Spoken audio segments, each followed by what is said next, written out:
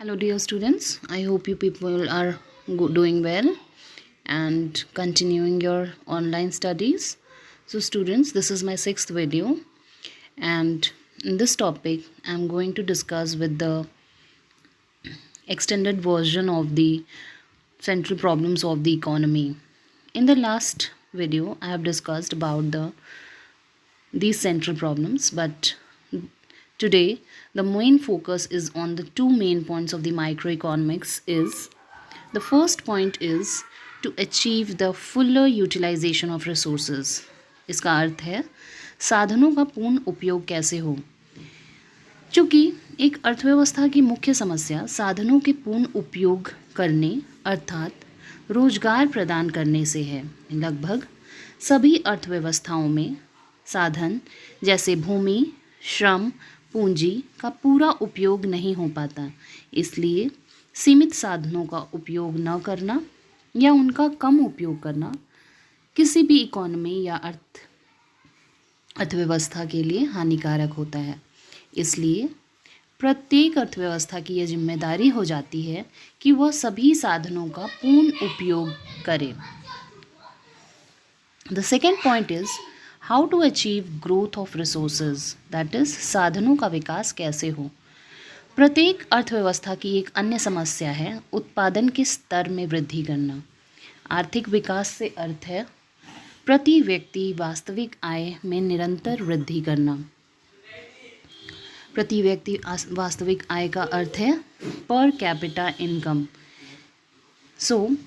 हर economy में अपनी उत्पादन क्षमता को कैसे बढ़ाया जाए जिससे अधिक उत्पादन हो सके, यह हर एक अर्थव्यवस्था की अपनी एक प्रॉब्लम होती है।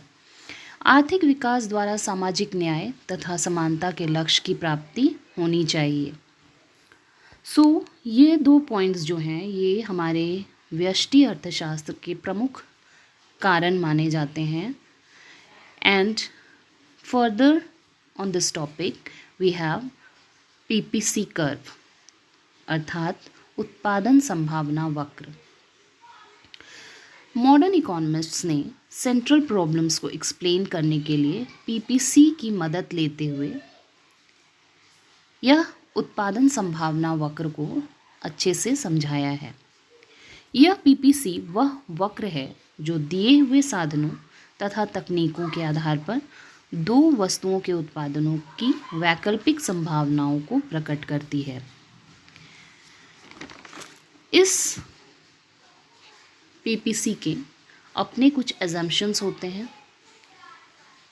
चूँकि हम माइक्रो इकोनॉमिक्स पढ़ रहे हैं या व्यष्टि अर्थशास्त्र जब पढ़ रहे हैं तो इन व्यष्टि अर्थशास्त्र में हर एक लॉ, हर एक कर्व की अपनी कुछ मान्यताएं होती हैं और यह मान्यताएं जो हैं कुछ कॉमन भी होती हैं जो हर एक मान्यताओं में आपको देखने को मिलेंगी। पहली मान्यता है उत्पादन के साधनों की स्थिर मात्रा, that is fixed quantity of factors of production. चूँकि जब भी हम व्यष्टि अर्थशास्त्र की चर्चा करते हैं इसमें हम यह देखते हैं। दूसरी पॉइंट जो है इस अर्थव्यवस्था की, इसमें उपलब्ध साधनों का पूर्ण एवं कुशल उपयोग से है, that is fuller and efficient utilisation of resources. Third point is constant technology या स्थिर तकनीक। फिफ्थ पॉइंट है टू गुड्स या दो वस्तुओं। यहाँ दो वस्तुओं से अर्थ है कैपिटल गुड्स और कंज्यूमर गुड्स। कैपिटल गुड्स उन गुड्स को कहते हैं जो पूंजीगत वस्तुएं होती हैं जिसमें पूंजी लगा होता है, जैसे मशीन्स एट्सेट्रा। कंज्यूमर गुड्स वह गुड्स होते हैं जो हम और आप उपभोग करते हैं, तो इसे हम कहते हैं कंज्यूमर गुड्स। तो ये इस PPC की कुछ मान्यताएं हैं। फर्दर इस PPC को हम डायग्राम से देखेंगे और इसकी एक्सप्लेनेशन पे चर्चा करेंगे।